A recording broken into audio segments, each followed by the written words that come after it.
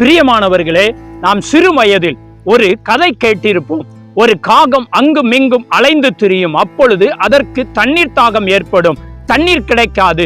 அந்த காகம் ஒரு சிறிய பாத்திரத்தில் தண்ணீர் இருப்பதை பார்த்தது.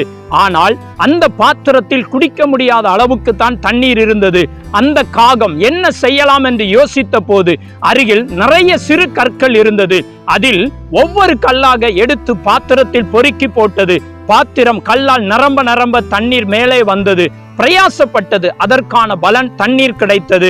தன் தாகத்தை தீர்த்து கொண்டது.